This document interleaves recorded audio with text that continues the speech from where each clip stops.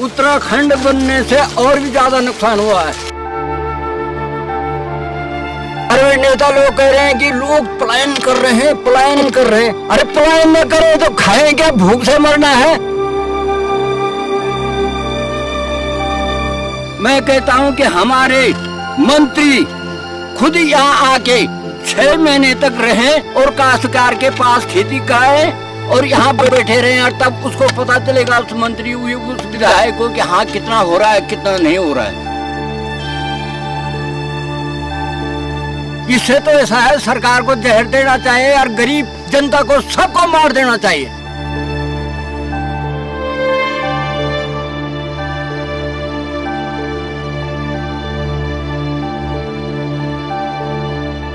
नवंबर 2019 देश की सबसे बड़ी अदालत सुप्रीम कोर्ट में देश के सबसे बड़े मुकदमे का फैसला सुनाया जा रहा था। टीवी चैनलों पर इस फैसले की पल पल की कवरेज चल रही थी। आधे घंटे के भीतर करोड़ों देशवासियों को इस फैसले की जानकारी भी मिल गई और ये तारीख इतिहास की किताब में हमेशा के लिए दर्ज हो गई। मगर इस सबसे पूरी तरह बेखबर 80 बरस के ये पहाड़ी बुजुर्ग पहाड़ जैसी कठिन जिंदगी से जद्दोजहद कर रहे थे। बुजुर्ग को न तो सुप्रीम कोर्ट के फैसले की कोई खबर थी और न ही इस बात की जानकारी कि आज उत्तराखंड राज्य का 19वां स्थापना दिवस है। कोटद्वार शहर से 12 किलोमीटर दूर पुलिंडा गांव पहुंचकर हम जब बुजुर्ग जोगेंद्र सिंह से मिले तो उनकी व्यथा कथा उन्हीं की जुबानी सुनिए। पता है आपको 9 नवंबर को क्या हुआ था? अरे भाई, तो अब हमें शहर बाजार में रहते, ये टीवी देखते, अखबार पढ़ते तो पता होता भी। हम तो अंधकार में, हमें क्या पता है कि दुनिया में इधर बह रही है गंगा की, उधर बह रही है, किधर बह रही है। हमें तो कुछ भी पता नहीं है। 9 नवंबर को उत्तराखंड राज्य अलग हुआ बना था। अच्छा, आज 19 साल हो गए। अच्छा, तो कुछ परिवर्तन दिखा आपको उत्तराखंड राज्य बनने का? और भी ज्यादा नुकसान, उत्तराखंड बनने से और भी ज्यादा नुकसान हुआ है। यहाँ के लोगों को नौकरी मिलती थी, नौकरी बाहर के लोगों को मिल रही है। यहाँ के शिक्षित बच्चे बेरोजगार हैं, दर दर मजदूरी कर रहे हैं और मजदूरी भी नहीं मिल रही है। पहाड़ में कहाँ थी मजदूरी। और सरकार तो कह रही कि उत्तराखंड राज्य बनने के बाद पहले से ज्यादा विकास हो गया है। हाँ, विकास तो मैं जरूर समझ रहा हूँ कि विकास तो जरूर हो गया है। एक तो आदमी को घर के बाहर निकलने में, खेत में जाने में बघेरा पकड़ रहा है, बघेरा खा रहा है। दूसरे में गौशाले के अंदर बैल, गाय बैल हैं, उनको छत तोड़ के चौखट निकाल के बाहर ले जा रहा है खाने के लिए। तो आप ही बताइए, इससे ज्यादा आप ही बताइए कि इससे ज्यादा विकास ने क्या होना है। खेती इतनी थी, दुनिया भर की खेती आज झाड़ी झाड़ी पड़ी है। ये झाड़ी जो है, ये ललटेना झाड़ी जो है, सरकार तो हरा देख रही है। उन्हें तो हरे से मतलब है कि हरा है, हरा भरा है भाई। मगर उन्हें ये, उनके वैज्ञानिकों को ये पता नहीं है कि इनके तले तो कोई ही भी चीज नहीं उग पा रही है। इस पे इतना जहर है कि कोई भी चीज इसके तले नहीं उग पा रही है। लैंटेना के, ये लैंटेना घास के तले। मैं 85 साल का बुढ़ा हूँ। अरे कभी मैंने दुनिया भर का अनाज बेचा था इसी खेती में, और इसी खेती को देख रहा हूँ आज 1 किलो अनाज इस खेती में पैदा नहीं हो रहा है। और मेरा ही नहीं, गांव में किसी को पूछ लो, अगर यदि 1/4 भी अनाज पैदा हो जाता मसीकत करके, तो आदमी दर दर की ठोकरें खाने से वो 1/4 में भी थोड़ी बहुत गुजर कर लेता अपनी। अब लगाइए, आप ही लगाइए, हाथी हुआ 1, बघेरा गुलदार हुआ 2, गूणी हुआ 3, बंदर हुआ 4, सुअर हुआ 5 और तोते हुए 6। अब 6-7 जीव जब इंसान के पीछे पड़ रखे हैं तो भला इंसान कैसे जिएगा और घर से बाहर भी कैसे निकलेगा। इससे तो ऐसा है सरकार को जहर देना चाहिए और गरीब जनता को सबको मार देना चाहिए।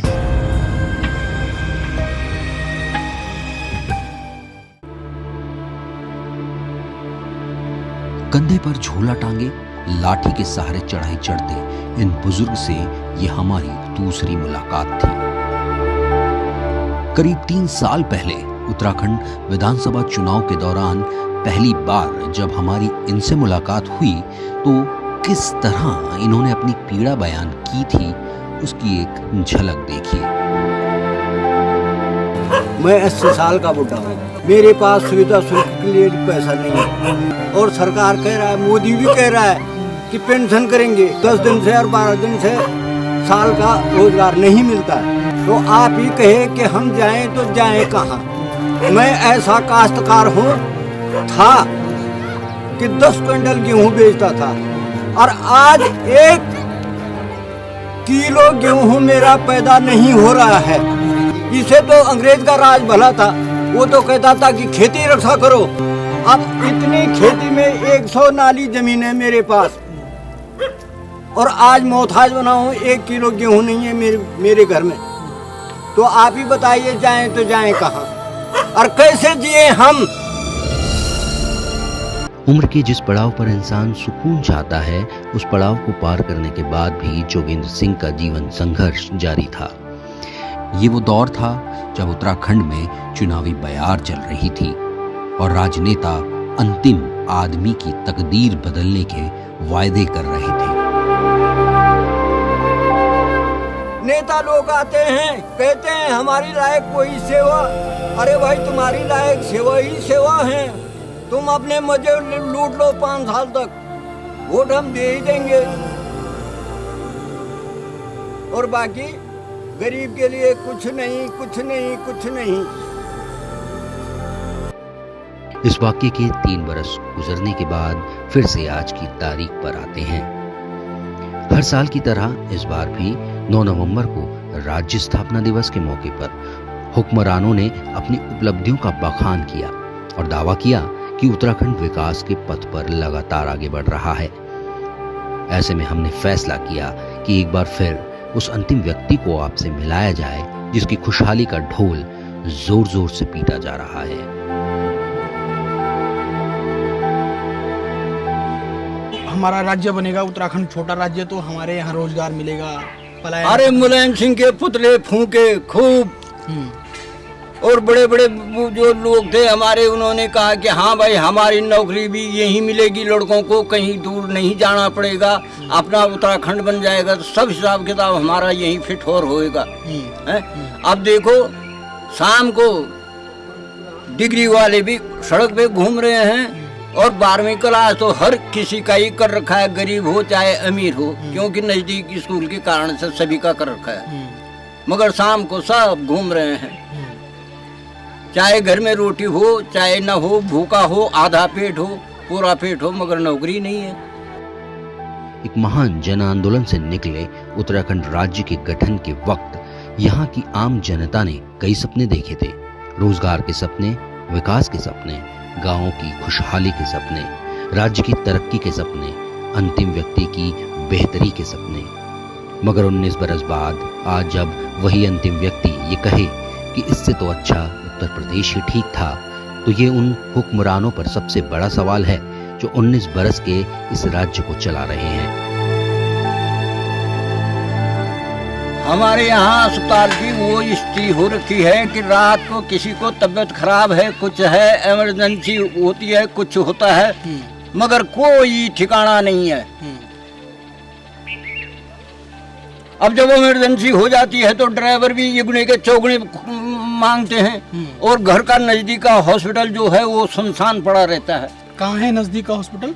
नजदीक का हॉस्पिटल है, यहाँ उत्तरचा कहते हैं और भरतनगर कहते हैं। यहाँ कोई डॉक्टर नहीं रहता है। बल्ली हाँ, भरतनगर। हाँ, वहाँ नहीं है सुविधा? कुछ कोई सुविधा नहीं है। सुबह आता है डॉक्टर और फिर चला जाता है। अच्छा। रात को यहाँ कोई सुविधा नहीं है। अब मर्ज तो ऐसा है कि बीमारी तो किसी भी टाइम हो सकती है। बीमारी का ये थोड़ी है कि दिन 10 बजे से और 12 बजे तक बीमार रहेगा आदमी और उसके बाद सब अमन चमन सब ठीक हो जाएंगे। भाई बीमारी है वो तो ईश्वर की देन है, वो कभी भी हो सकती है। सही बात है ऐसा। और पहाड़ों में तो रात में ही ज्यादा संकट है। और पहाड़ों में रात ही में ज्यादा, किसी को सांप काट देता है, कि कोई गिर जाता है रात को अंधेरे में, कोई कुछ हो जाता है, मगर कोई भी ठिकाना नहीं है। तो हमारे लिए उत्तराखंड बनने से क्या फैसिलिटी हुई?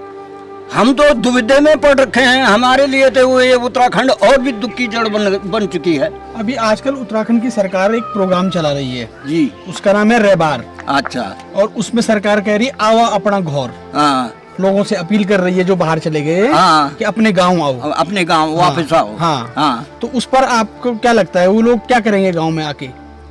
रोएंगे। ये सरकार की तो सब बकवासबाजी है। मैं कह नहीं रहा हूँ कि मंत्री और विधायक 1 महीने 6 महीने घर में रह के देखें कि खेती कैसी होती है और क्या होती है और क्या फायदा हुआ इसमें और कितना नुकसान हुआ, कितनी तो इसमें लागत लगी और वो लागत लग के कितना नुकसान हुआ। पहले जो लोग गांव में रह रहे उनको तो थामो, पहले उनको तो थामो। और अब भी भाग रहे हैं गांव में। मैं कह नहीं रहा हूँ कि दिन प्रतिदिन आदमी यहाँ से भागता ही नजर आएगा, मगर गांव में कोई बुढ़ा रहेगा, वो घड़ी के अंदर मरा रहेगा। ऐसे समय आने वाला है। हमारी सरकार ने जो ये नियम निकाला है तो बिल्कुल सही नियम निकाला है कि गढ़वाल बिल्कुल चौपट हो जाए। ये खास हमारे नेताओं का कारण है कि गढ़वाल बिल्कुल सफा हो जाए। आपको मालूम है उत्तराखंड का मुख्यमंत्री कौन है? ना, मुझे तो पता नहीं है। और किस पार्टी की सरकार है? इस पार्टी तो हमने सुना कि जनता पार्टी की सरकार है। हाँ, हाँ। त्रिवेंद्र सिंह रावत है मुख्यमंत्री। अच्छा जी। पौड़ी जिले के ही है वो। अच्छा। हाँ, 2-2.5 साल से। हाँ। तो उत्तराखंड की सरकार को अगर हम उत्तराखंड के एक आखिरी आदमी, आम आदमी का संदेश देना चाहेंगे, उस आम आदमी को उत्तराखंड की सरकार से अगर मौका मिलता है अपना संदेश देने का, तो क्या संदेश आप देना चाहते हैं सरकार को? यदि जंगल में बाढ़ हो जाए, खेतों के किनारे बाढ़ हो जाए, तो खेती की थोड़ी बहुत सुरक्षा हो सकती है। आदमी इससे प्लान कुछ कम हो सकता है। और यदि आदमी तो वहीं टिकता है, प्लेन में भी जाओ तो वो फल फूल भी गमले में उगाते हैं। तो ये तो पहाड़ है, इतनी जमीन है, यहाँ फल फूल भी उग सकते हैं, सब कुछ हो सकते हैं, आज दिन तक हुए हैं, मगर अब ना के बराबर हो चुके हैं।